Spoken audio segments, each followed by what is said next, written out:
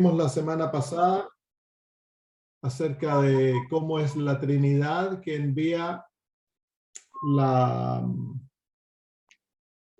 carta del Apocalipsis y la descripción que se da de cada uno de ellos en aquellos versículos del 4 al 6. Vamos a leer el versículo 7. Dice: he aquí que viene con las nubes, y todo ojo le verá, y los que le traspasaron, y todos los linajes de la tierra harán lamentación por él. Sí, amén. Entonces aquí se nos muestra la segunda venida de Jesús. Recuerden, el apóstol Juan está introduciendo la carta y está introduciendo los temas principales que se van a desarrollar en la carta. Y entonces aquí se introduce la segunda venida de Jesús. Capítulo 1 es la introducción y se ven varios de los temas que se desarrollan. Y este es un tema principal. Cada uno o varias veces en el libro de Apocalipsis vemos la segunda venida de Cristo. Si vamos al capítulo 6,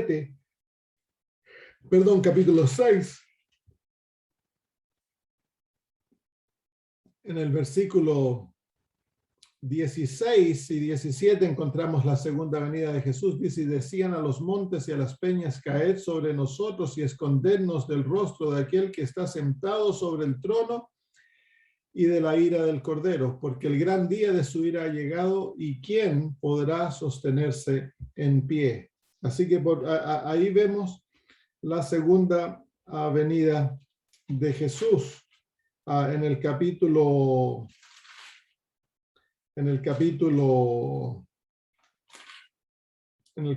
14, nuevamente nos encontramos con la segunda venida de Jesús en el símbolo de la cosecha de la tierra. Dice: miré aquí una nube blanca, y sobre la nube uno sentado semejante al Hijo del Hombre, que tenía en la cabeza una corona de oro y en la mano una hoz aguda. Y del templo salió otro ángel clamando a gran voz al que estaba sentado sobre la nube: mete tu hoz y siega, porque la hora de segar ha llegado, pues la mies de la tierra es madura. Entonces ahí encontramos nuevamente la segunda venida de Jesús. En el capítulo 19, los versículos 11 al versículo 21, nos describe la segunda venida de Jesús. En el versículo dice: entonces vi el cielo, el versículo 11, vi el cielo abierto, y aquí un caballo blanco, y el que lo montaba se llamaba Fiel y Verdadero, y con justicia juzga y pelea. Sus ojos eran como llama de fuego, y había en su cabeza muchas diademas, y tenía un nombre escrito que ninguno conocía sino él mismo. Estaba vestido de una ropa teñida de sangre, y su nombre es el Verbo de Dios. Y los ejércitos celestiales, vestidos de lino finísimo, blanco y limpio, le seguían en caballos blancos. De su boca sale una espada aguda para herir con ella a las naciones, y él las regirá con vara de hierro, y él pisa el lagar del vino del furor y de la ira del Dios Todopoderoso. Y en su vestidura y en su muslo tiene escrito este nombre: Rey de Reyes y Señor de Señores. Y vi un ángel que estaba en pie en el sol, y clamó a gran voz diciendo a todas las aves que vuelan de en medio del cielo: venid y congregaos a la gran cena de Dios, para que comáis carnes de reyes y de capitanes, y carnes de fuertes, carnes de caballo y de jinetes, y carnes de todo, libre y esclavos, pequeños y grandes. Y vi a la bestia, a los reyes de la tierra y a sus ejércitos reunirse para hacer guerra contra el que montaba el caballo y contra su ejército. Y la bestia fue apresada, y con ella el falso profeta, que había hecho delante de ella las señales con las cuales habían engañado a los que recibieron la marca de la bestia y habían adorado su imagen. Estos dos fueron lanzados vivos dentro de un lago de fuego que arde con azufre, y los demás fueron muertos con la espada que salía de la boca del que montaba al caballo, y todas las aves se saciaron de las carnes de ellos. Entonces ahí tenemos la descripción más detallada de la segunda venida de Jesús.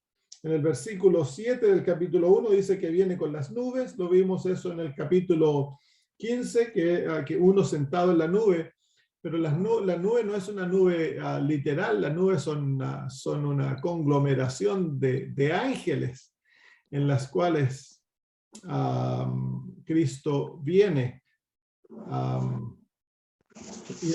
En el libro de Hechos, capítulo 1, versículo 11,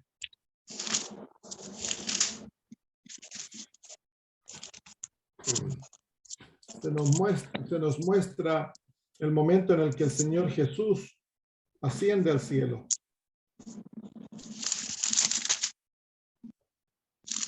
Dice, los cuales también les dijeron,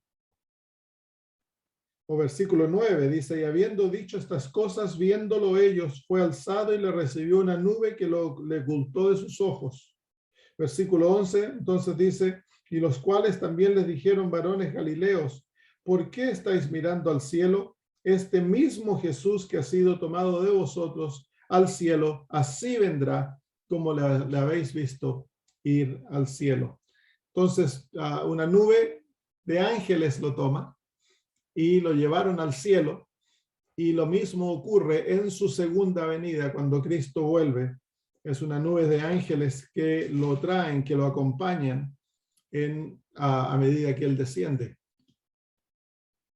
Luego dice el versículo 7, y todo ojo le verá. Entonces aquí se nos muestra el aspecto universal del retorno de Jesús. No es un retorno secreto. Todo ojo le verá. En el libro de Mateo, el capítulo 24, el Señor Jesús hablando de cuán público va a ser. Usa dos simbolismos, versículo 27 y 28 del capítulo 24, dice, y el versículo 26 dice, así que si os dijeren, mirad, está en el desierto, no salgáis, o mirad, está en los aposentos, no lo creáis. Porque como el relámpago que sale del oriente y se muestra hasta el occidente, así será también la venida del Hijo del Hombre. Porque donde quiera que estuviera el cuerpo muerto, allí se juntarán las águilas. Entonces,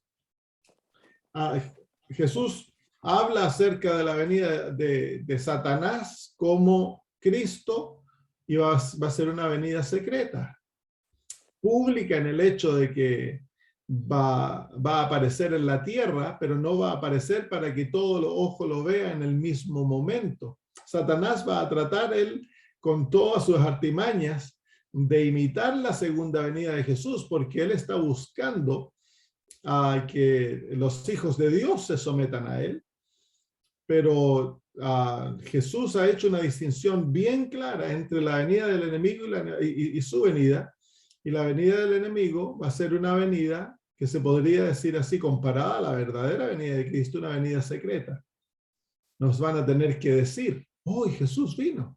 Va a aparecer en las noticias. El mundo lo va a declarar, Cristo ha llegado. Pero cuando Cristo venga, todo ojo le verá. Va a ser tan público como el relámpago. Cuando hay una tormenta de relámpagos, nadie tiene que venir a decirte que hay relámpagos. Es algo público, es algo espectacular. Y lo mismo va a ser tan visible como cuando uno está en el desierto, va en algún lugar y hay un cuerpo muerto de un animal y se ven la palabra águilas, no es el original, la palabra original ahí es la palabra, en inglés es vultures, es, ¿cómo se dice en español? Cuervos. Los cuervos, no son cuervos tampoco. Las vultures son son unos animales, unos pájaros feos que se comen a los buitres. ¿Cómo? Buitres. Los buitres, esa es la palabra, buitres, la palabra buitres. Entonces, esa es la palabra en el original. Entonces, es tan público, es tan visible como cuando los buitres están volando alrededor de un animal muerto. Entonces, el apóstol Juan simplemente ratifica eso en Apocalipsis 1:7. He aquí que viene con las nubes y todo ojo le verá. Y luego, para enfatizar ese punto, dice, y los que le traspasaron. Hermana de White, hablando acerca de eso en cuanto a la resurrección especial, que ocurre como lo vimos en Daniel 12,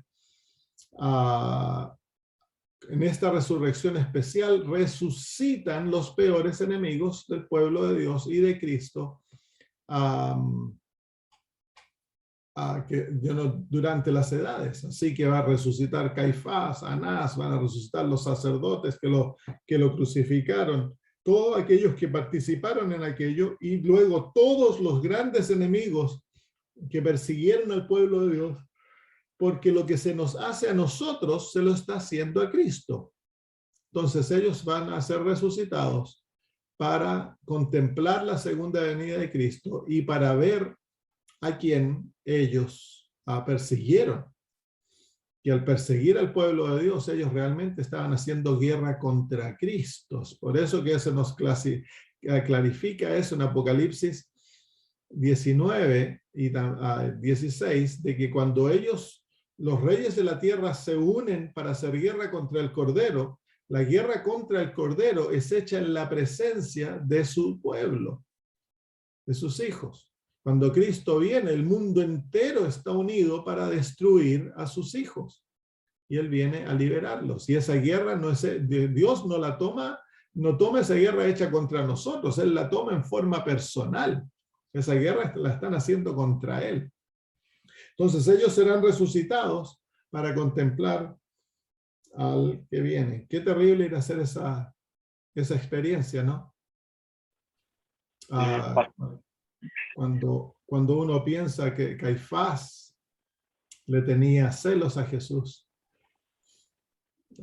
odio por la popularidad que Cristo tenía, y que ellos decidieron crucificarlo, y ahora que lo deciden crucificarlo, se van a encontrar cara a cara con él ahora como Rey de Reyes y Señor de Señores.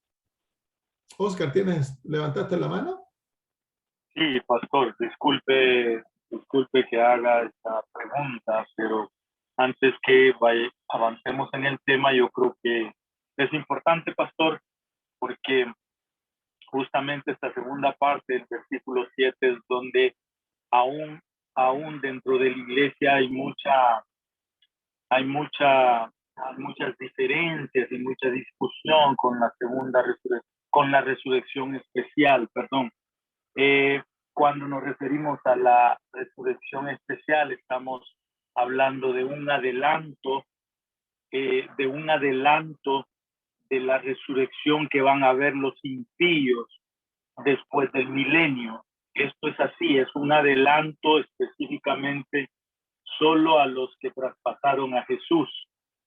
En esto se detiene esta segunda parte del versículo 7, en el cual hay mucha discusión dentro de la iglesia, porque siento que ignoramos o no sabemos o no tenemos muy claro el tema. Tal vez si nos puede explicar un poco mejor, pastor, por favor. Sí, en esta resurrección resucita el pueblo de Dios. La hermana de White lo clarifica, si quieren leer eso más en el libro El conflicto de los siglos, en la liberación del pueblo de Dios. Resucita el pueblo de Dios, el pueblo adventista. Eso es literalmente todos aquellos que han muerto en la predicación del tercer ángel, dice ella, resucitan para contemplar a Cristo viniendo, y también resucitan los peores enemigos del pueblo de Dios. Ellos resucitan y luego cuando Cristo vuelva van a ser puestos a dormir también. Una vez que lo contemplen, la gloria de Dios los va a destruir y ellos van a volver a resucitar entonces luego del milenio para ser juzgados. Aquí están simplemente siendo resucitados para que contemplen al que ellos persiguieron y al que crucificaron. Exacto. Gracias, pastor. Muy amable. Muy bien, y luego dice, y todos los linajes de la tierra harán lamentación por él, sí, amén. Entonces aquí nuevamente hay otro cuadro triste de la segunda venida de Cristo, del hecho de que la gran mayoría de la tierra harán lamentación. No es causa de gozo, sino que es causa de tristeza. En el libro, en el capítulo 6, se presenta la reacción de los poderosos de la tierra. Dice, y también el versículo 15 vamos a leer, dice, y los reyes de la tierra, y los grandes, los ricos, los capitanes, los poderosos, y todo siervo y todo libre, se escondieron en las cuevas y entre las peñas de los montes, y decían a los montes y a las peñas, caed sobre nosotros y escondednos del rostro de aquel que está sentado sobre el rostro y sobre el trono y de la ira del Cordero, porque el gran día de su ira ha llegado, y ¿quién podrá sostenerse en pie?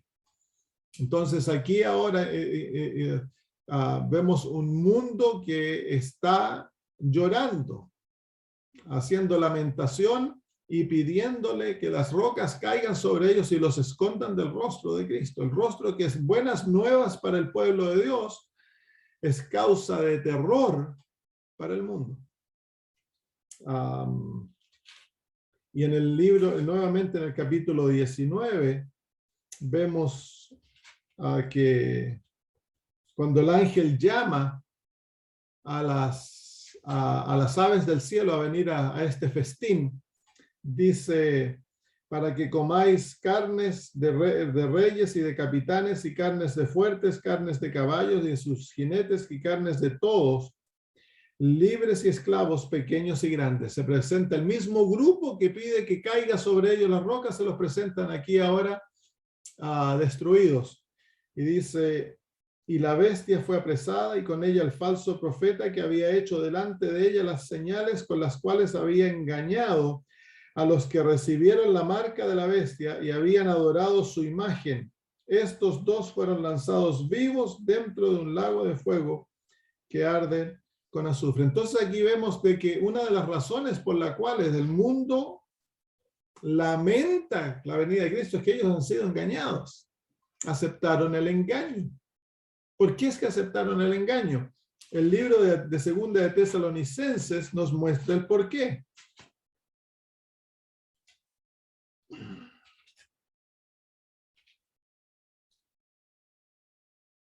El versículo 8 en adelante dice, y entonces se manifestará aquel inicuo a quien el Señor matará con el espíritu de su boca. Segunda de Tesalonicenses 2, 8 en adelante. Con el espíritu de su boca y destruirá con el resplandor de su venida. Inicuo cuyo advenimiento es por obra de Satanás, con gran poder y señales y prodigios mentirosos. El tema que nos toma Apocalipsis. Y dice, y con todo engaño de iniquidad para los que se pierden, por cuanto no recibieron el amor de la verdad para ser salvos. Por esto Dios les envía un poder engañoso para que crean la mentira, a fin de que sean condenados todos los que no creyeron a la verdad, sino que se complacieron en la injusticia. Ahí se encuentra la razón por la cual se pierde el mundo. No aman la verdad, aman el engaño, aman el error. Y por ello Dios entonces quita su poder de protección sobre ellos y quedan totalmente sujetos al poder engañoso del enemigo. Y son totalmente engañados. Cuando Cristo viene, ellos quedan totalmente sorprendidos y han sido tan engañados que el enemigo los lleva a guerrear contra Cristo. Entonces, han recibido el engaño, han sido engañados porque no han amado la verdad. Y si uno se da cuenta, la gran mayor parte del mundo no ama la verdad. Hoy día lo vemos eso en cuanto a lo que está ocurriendo alrededor del mundo. El mundo no ama la verdad. El mundo está dispuesto a recibir lo que les place, lo que les asegura el bienestar económico, la llamada libertad. Ellos están dispuestos a sacrificarlo todo con tal de complacerse a sí mismos. Y esa es la realidad que va a llevar al mundo a rechazar totalmente a Cristo, tanto que van a quedar totalmente sometidos al poder del enemigo. El Señor Jesús dejó mensaje y tristemente esto también se aplica dentro del pueblo de Dios. No amamos la verdad, no estamos dispuestos a sacrificarlo todo por la verdad, por Jesús. Jesús nos mostró claramente que hemos de velar, hemos de vivir preparados, hemos de estar constantemente listos para la segunda venida de Cristo. Y eso se hace amando la verdad. Es por eso que el Señor nos dio la verdad. Es para prepararnos, es para transformarnos, es para revelar nuestra pecaminosidad. Es tan solo la verdad que puede hacer aquello. Si rechazamos la verdad, quedamos totalmente ciegos, y eventualmente un espíritu de error nos toma y nos enceguece totalmente. Y eso ocurre en forma universal una vez de que el mundo rechaza el fuerte pregón. Una vez que los hijos de Dios salen de Babilonia y se pasa a la ley de muerte, entonces el mundo va a quedar totalmente dominado por un espíritu de error. Y terrible va a ser aquellos momentos, porque no amaron la verdad. Se ve dentro de la iglesia ¿cómo se llama? El espíritu de antagonía que tienen muchos en contra del espíritu de profecía. Saben que el espíritu de profecía es prueba porque decimos amamos la Biblia, amamos las escrituras, pero ¿cómo tratamos los mensajes del espíritu de profecía? No, dicen, a la Biblia tan solo, pero resulta de que cuando hay prueba de que la profeta es verdadera profeta, si se rechaza lo que ella dice, se está rechazando también las Sagradas Escrituras, porque le van a hacer lo mismo eventualmente a la Biblia. Entonces, para nosotros, como pueblo de Dios, la manera que tratamos y nos relacionamos con los escritos de la profeta, somos juzgados también en cuanto a las Sagradas Escrituras, porque es el mismo espíritu.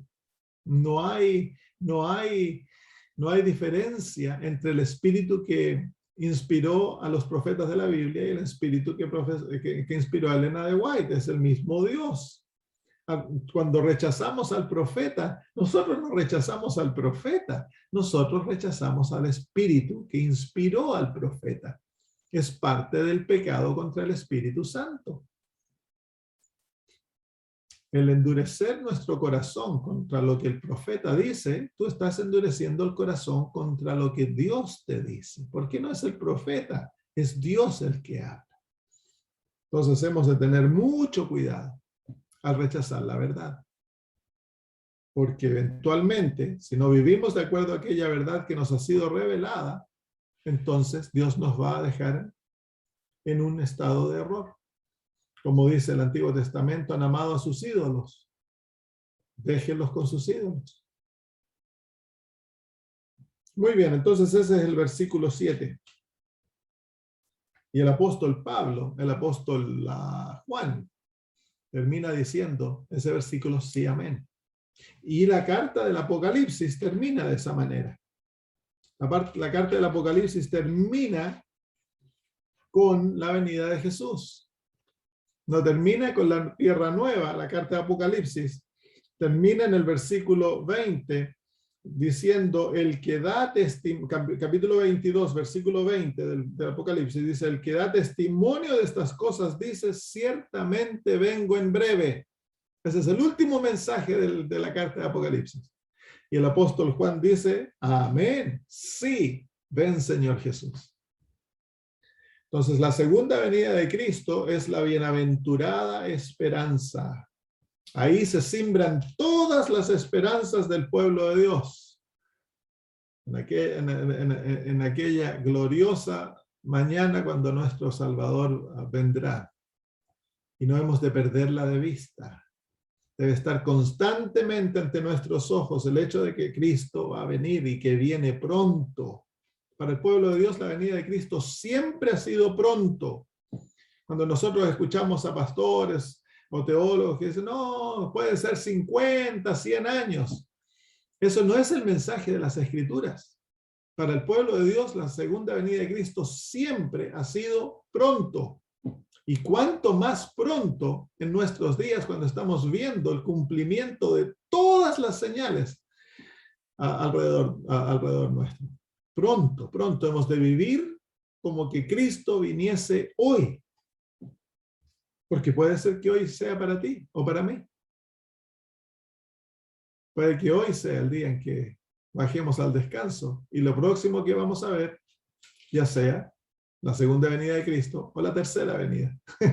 Cuando seamos levantados, si nos perdemos al fin del milenio, Dios quiere que ninguno de nosotros nos perdamos. Que todos nos levantemos y morimos a la segunda venida de Jesús. Muy bien, versículo 8. Versículo 8.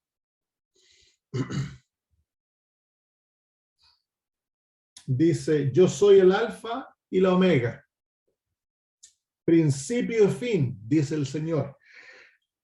El que es y que era y que ha de venir, el Todopoderoso. Entonces, ¿quién está hablando ahí? Nos hacemos la pregunta, ¿quién es el que está hablando ahí? Vamos a ver esta descripción a quién describe, porque en el versículo 4 hay una descripción, dice, gracia y paz a vosotros del que es y que era y que ha de venir. Y ese es Dios el Padre. Pero en el resto del libro de Apocalipsis, veamos a quién se le aplica este versículo, estas palabras, el alfa, el omega, el principio y el fin, el que era, es y que ha de venir. Vamos al versículo 11.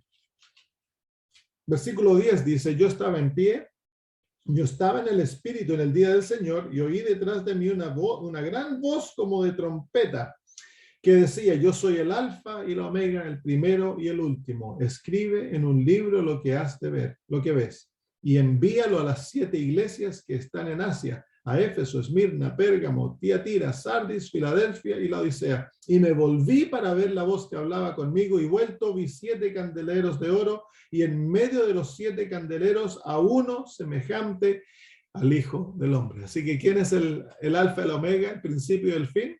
Es Cristo Jesús. Versículos 17 al 18. Cuando le vi, caí como muerto a sus pies, y él puso su diestra sobre mí, diciendo, no temas, yo soy el primero y el último, y el que vivo, y estuve muerto, y aquí que vivo por los siglos de los siglos. Amén. Y tengo las llaves de la muerte y del Hades. Así que el primero y el último es Cristo Jesús. El alfa y la omega es básicamente lo mismo, porque el alfa es la primera letra del griego, la omega es la última letra del griego. Y el principio y el fin es lo mismo, es la misma manera de manifestarlo. Capítulo 2, versículo 8. Y escribe al ángel de la iglesia de Esmirna, el primero y el postrero, el que estuvo muerto y vivo, dice esto. Nuevamente a Jesús. Capítulo 21, versículo 6. Capítulo 21, versículo 6 dice, y me dijo, hecho está, yo soy el alfa y la omega, el principio y el fin. Capítulo 22, versículos 12 y 13. He aquí yo vengo pronto, y mi galardón conmigo para recompensar a cada uno según sea su obra. Yo soy el alfa y la omega, el principio y el fin, el primero y el último. Así que aquí vemos que estos títulos se le adjudican a Cristo Jesús. Pero lo interesante es de que en el capítulo 1, ahí en el versículo 8, donde dice yo soy el alfa y la omega, claramente es Cristo Jesús. Luego dice el Señor, el que es y que era y que ha de venir el Todopoderoso. Ese es un título que se le adjudica a Dios el Padre en el versículo 4.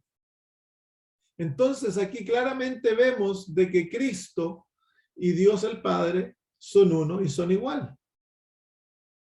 No hay a diferencia en poder, porque incluso Jesús se llama el Todopoderoso. Entonces, ¿de dónde viene este título? Esto es bien importante verlo. Esto viene del Antiguo Testamento. Les voy a mostrar la fuente de esto. Se encuentra en el libro de Isaías.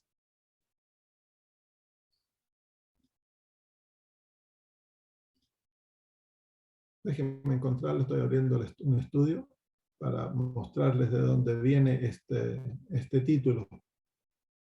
El primero y el último.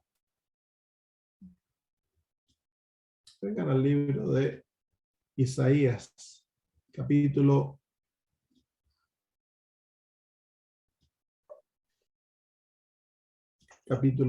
43.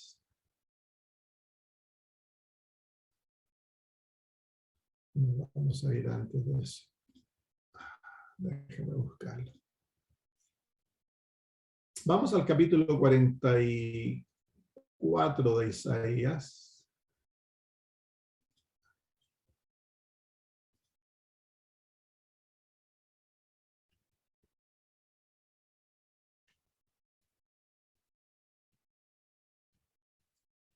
Sí, vamos al capítulo 44, versículo 6 de Isaías. Isaías 44, 6.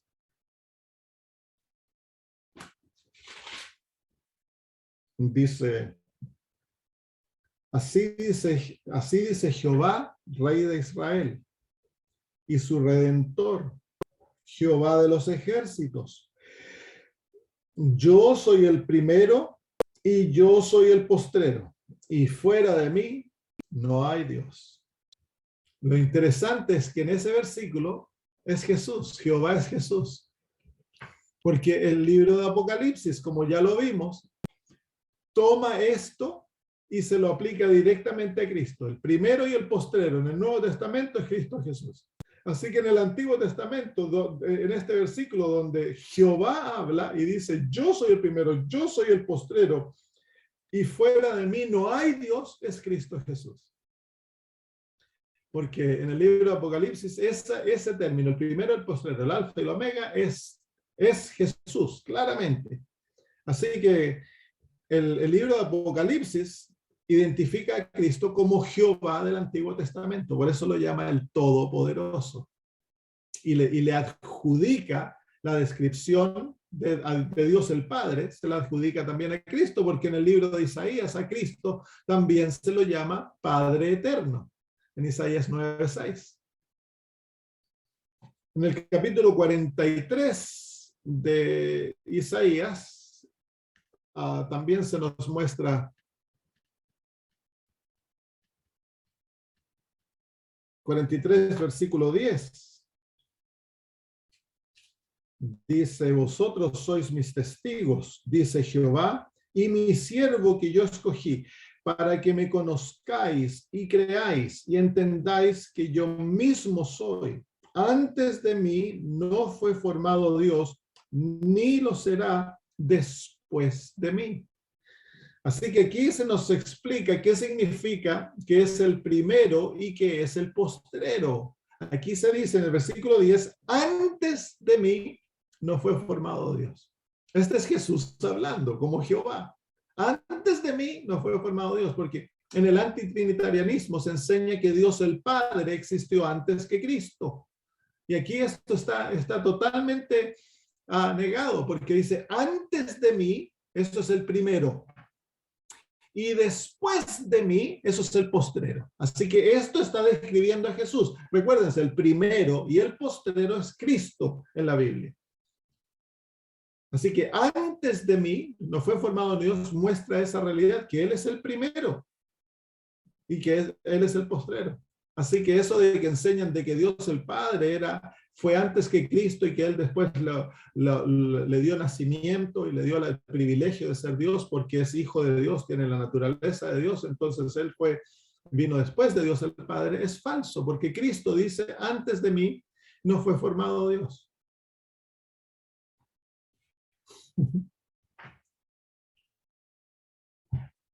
Así que el Apocalipsis claramente identifica a Jesús como Jehová del Antiguo Testamento, el Todopoderoso. Muy bien, sigamos entonces. Capítulo 1, versículo 9. Yo, Juan, vuestro hermano, dice, y copartícipe vuestro en la tribulación, en el reino y en la paciencia de Jesucristo, estaba en la isla llamada Patmos por causa de la palabra de Dios y del testimonio de Jesucristo. Un versículo muy importante que nos muestra aquí el espíritu de Juan y la verdadera relación de los líderes a los miembros. Dice, yo Juan, vuestro hermano y copartícipe vuestro en la tribulación. Así que él era apóstol, pero eso no lo hacía sentirse más importante, ni superior, ni con privilegios que no le pertenecen a los miembros, que tristemente es una mentalidad que está entrando dentro de la iglesia en el liderazgo, que es una idea católica, no es una idea bíblica. El pastor es nuestro hermano y él es copartícipe. Tenemos los mismos privilegios. Que la iglesia le otorgue el privilegio de ser líder y por lo tanto se le den ciertas autoridades como líder, no quiere decir de que nuestros líderes son superiores a nosotros o que ellos tienen innatamente privilegios que no comparte los laicos. Eso no es correcto. Ellos, pastor, sean líderes de asociaciones, de uniones, de divisiones, son nuestros hermanos. Y más aún, en el sistema adventista, por nuestro sistema de gobierno, ellos han sido puestos en las posiciones por la autoridad del cuerpo. Así que en realidad, el cuerpo, la membresía, en autoridad están sobre a los líderes, porque ellos tienen deber de reportar a la iglesia. Y la iglesia ha de llamarlos a atención cuando no obran de acuerdo a lo que se han hecho. Por eso tenemos los trienales, ¿no? Cada 3 o 4 años se escogen los líderes y se aprueba la dirección en la cual la iglesia va a caminar. Y el deber de los líderes es implementar la dirección que fue aprobada por la iglesia. Y eso ocurre a nivel local, a nivel de asociación, ocurre a nivel de unión y a nivel de divisiones. Entonces el poder yace en la iglesia, el poder yace en el cuerpo, que nuestros líderes son partes de aquel cuerpo. Ellos no son superiores, no tienen más poder, no tienen privilegios especiales. No, ellos son parte del cuerpo. Dice claramente el apóstol Juan que él es nuestro hermano y copartícipe. Y en este caso era copartícipe de las tribulaciones que la iglesia estaba participando. Entonces, eso tiene que quedar bien claro. El miembro tiene derecho a pedirle al pastor cuentas de lo que él está haciendo. Si predica error, los miembros tienen derecho de corregirlo, porque él es parte del cuerpo. Él es miembro nuestro, él es copartícipe de la experiencia de la iglesia. Hemos de respetar a nuestros líderes porque han sido escogidos por Dios para cumplir una obra. La iglesia les ha asignado autoridad y mientras ellos obren de acuerdo a la voluntad divina y de acuerdo a los privilegios que la iglesia le ha otorgado, entonces ¿cómo se llama?, de apoyarlos, respetarlos, todo, pero si se rebelan y se vuelven apóstatas y todo eso, entonces la iglesia tiene el deber de corregirlos. Y si no se alinean de acuerdo a la voluntad de Dios, la iglesia tiene el poder entonces de retirarlos de su posición como pastores. Y es que la iglesia es la que otorga ese poder. No es la institución, es la iglesia que otorga aquel poder. Tristemente, como iglesia nos volvemos flojos y queremos que los líderes lo hagan todo y que la asociación está a cargo, y vemos a la asociación como Dios, como que fueran superiores y nosotros nos tenemos que someter a ellos. No. Son copartícipes. Somos todos juntos. Y el miembro de la iglesia adventista tiene mucho poder. Es una de las iglesias donde el miembro se le ha otorgado mucho poder. Tenemos voz de voto, tenemos derecho a hablar, tenemos derecho. Es decir, la iglesia adventista es una de las pocas iglesias donde el miembro puede estar en desacuerdo con su pastor. Y el miembro puede corregir al pastor. Eso no se acepta en ningún lado. Ahora, y dentro de la iglesia se está introduciendo un sistema de gobernación que le está quitando el poder al miembro laico. Y eso no es divino, porque somos todos iguales. Somos todos ministros. Tenemos distintos talentos, sí, pero somos todos iguales.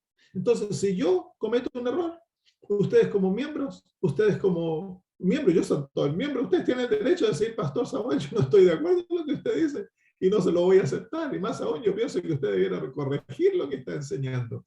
Y el pastor debe escuchar, porque Dios habla a través de su cuerpo. Si el cuerpo se calla y deja que el pastor haga lo que quiera, entonces se le está haciendo un tremendo mal al líder, porque Dios ha puesto al cuerpo para corregir, pues. Si en nuestro cuerpo, cuando un miembro está enfermo, ¿qué hace el resto del cuerpo? Lo trata de sanar, pues. Es lo mismo, la iglesia debe hacerse lo mismo, ya sea que sea una persona.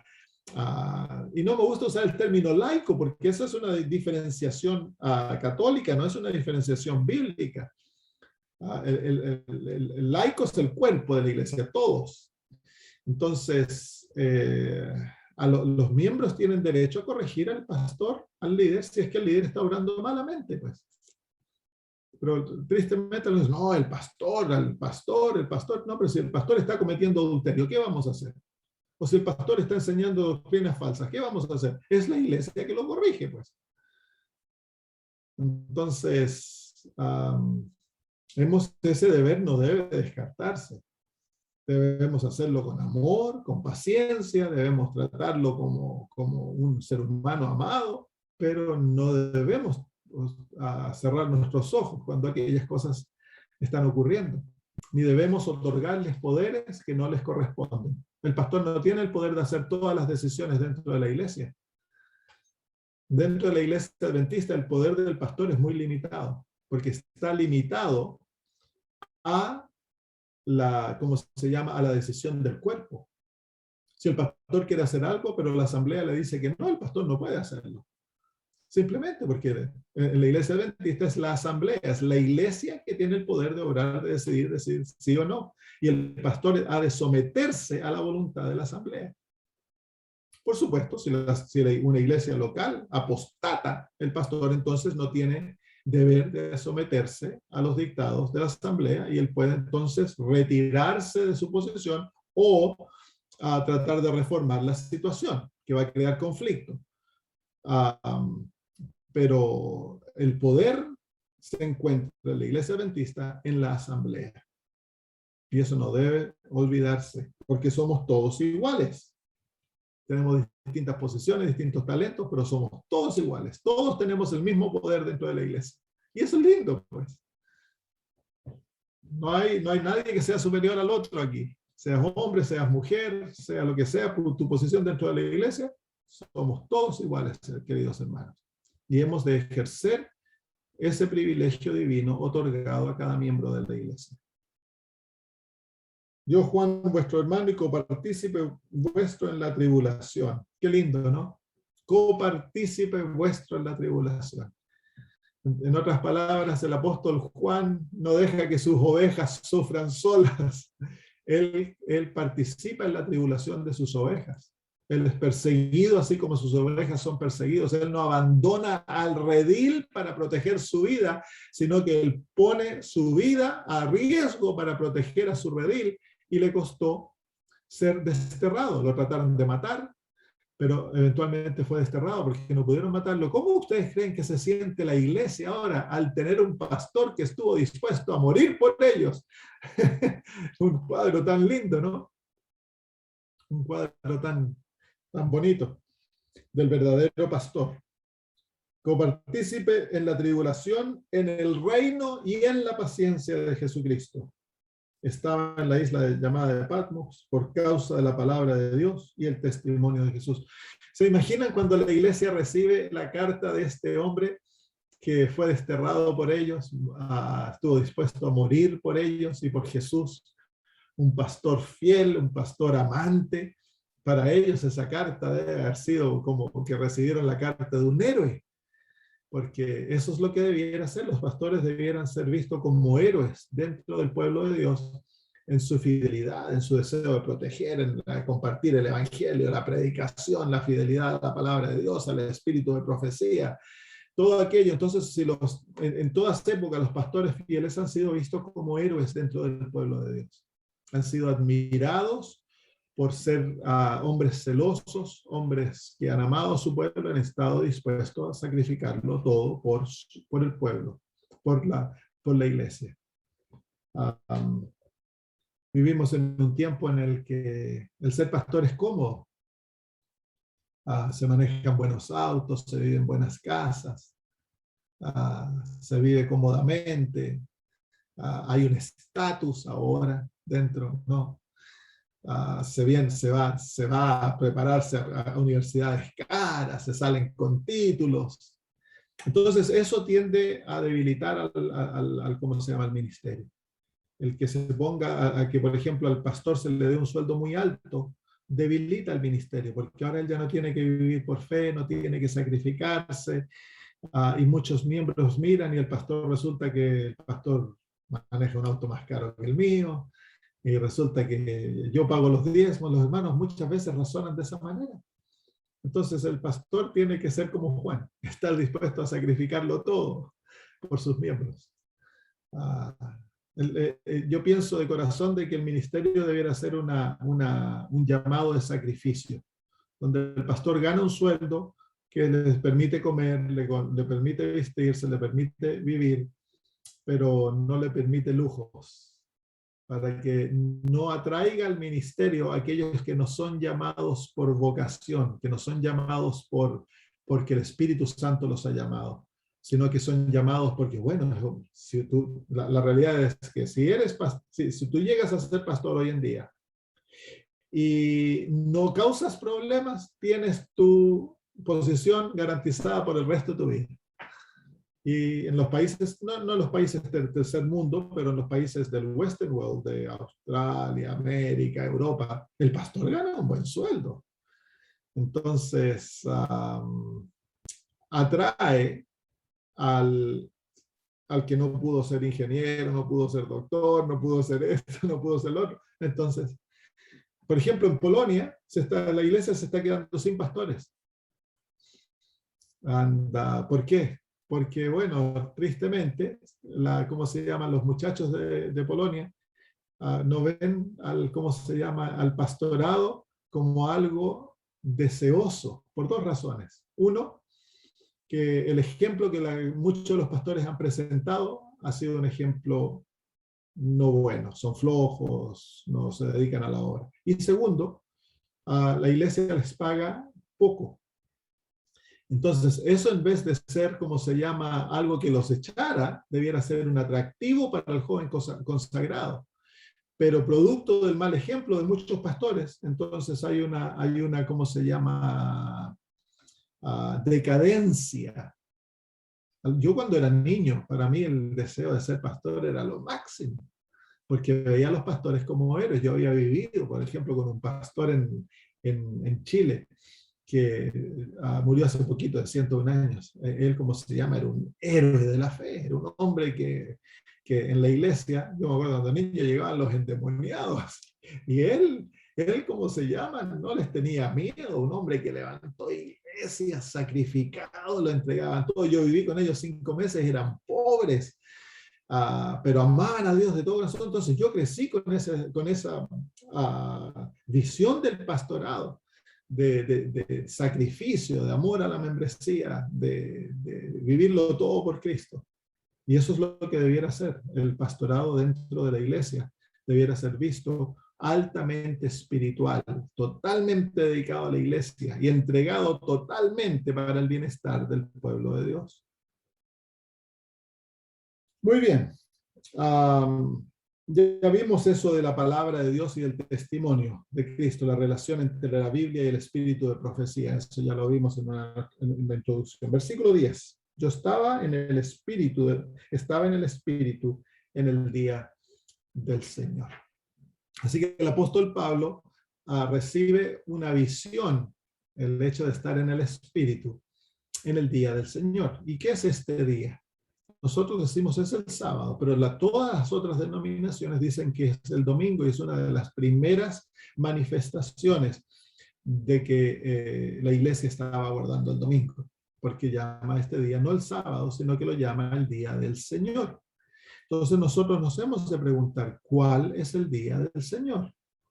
Vamos a ver algunos versículos en el libro de Éxodo, capítulo 20.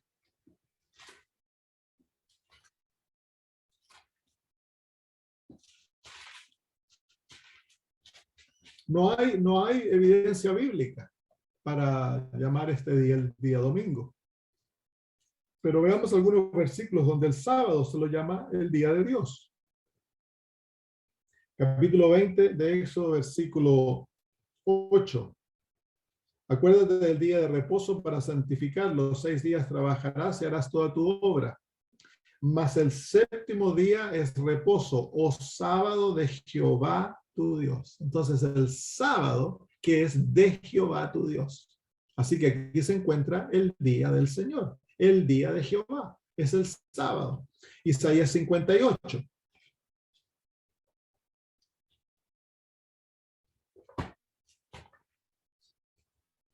Isaías 58, versículos 13 y 14. Versículo 13, si retrajeres del sábado tu pie de hacer tu voluntad en mi día santo. Así que nuevamente el Señor llama el sábado su día. Es su día. Marcos capítulo 2. Marcos 2, 28. Esto es lo más cerca a llamar el sábado día del Señor. Dice, por tanto, el Hijo del Hombre es Señor aún del día sábado. Por tanto, el Hijo del Hombre es Señor. Así que ahí se encuentra. ¿De qué día es Jesús el Señor? Del sábado. No hay en la Biblia, no se reconoce el domingo como el día del Señor. Que las otras denominaciones llamen al día del Señor el domingo es una superimposición que no es bíblica. Totalmente afuera de las Sagradas Escrituras. Yo estaba en el Espíritu en el día del Señor. Aquí el apóstol Pablo nos muestra la verdadera actitud, la verdadera experiencia para nosotros experimentar las bendiciones del día sábado. El día sábado por naturaleza es un día espiritual.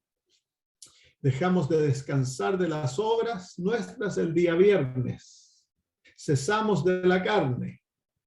Y entonces el día sábado es un día altamente espiritual. El mandamiento define 2 realidades. La realidad espiritual el sábado y la realidad material los 6 días. Dice, recuerda del día sábado para descansarlo, para santificarlo. 6 días trabajarás y harás todas tus obras.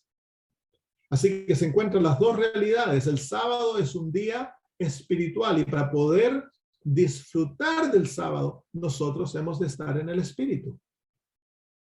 porque las realidades espirituales pueden ser tan solo recibidas por aquellos que están llenos del Espíritu de Dios. El sábado no es simplemente una actividad que yo hago de cesar de descansar. No, el sábado demanda que para yo entrar en la realidad divina, porque el sábado es una realidad divina, el sábado no es una realidad humana, el sábado es una realidad divina en la cual Dios nos ha invitado a entrar. Por eso se llama su día, no es nuestro día. Es su día, es el día de Dios que representa realidad divina. Por eso en el libro de Génesis, cuando se introduce el sábado no tiene principio ni fin. En todos los días de la creación se dice fue la tarde y la mañana el día primero, fue la tarde y la mañana el día segundo, fue la tarde y la mañana el día tercero, pero cuando llega el sábado no hay ni tarde ni mañana. Entonces el día séptimo nos introduce a la realidad divina, que es la eternidad, es el tiempo de Dios, es su día. Y para entrar en aquel día, nosotros hemos de estar en el Espíritu. Hemos de estar en Cristo Jesús, para que el Espíritu de Dios more en nosotros. Entonces vamos a valorar la realidad divina, vamos a amarla.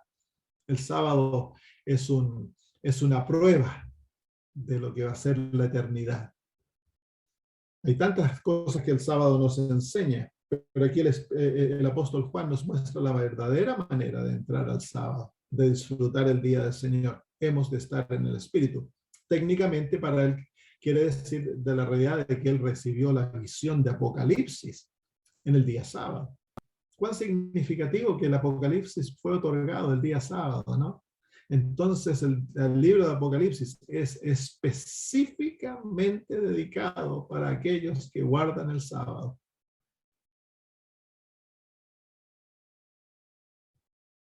Especialmente para el remanente que tiene la ley, que tiene los mandamientos de Dios y la fe de Jesús. Así que el libro de Apocalipsis junto con el libro de Daniel son un legado especial para el remanente, que es otorgado para apoyar al pueblo de Dios en la última batalla. Porque la última batalla se centra en cuanto al sábado. Satanás odia el sábado porque es la marca que Dios ha puesto en este mundo de que este mundo le pertenece. Él es el dueño de este mundo, no Satanás.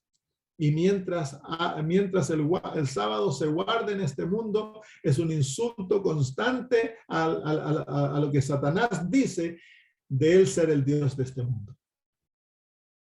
Entonces, su plan es erradicar a los que guardan el sábado e imponer su sábado, para así que la raza humana lo reconozca a él como el Dios de este mundo. Pero para hacer eso, tiene que sacar el Espíritu de Dios. Porque mientras el Espíritu de Dios mora en este mundo, van a haber hijos de Dios que guardan el sábado.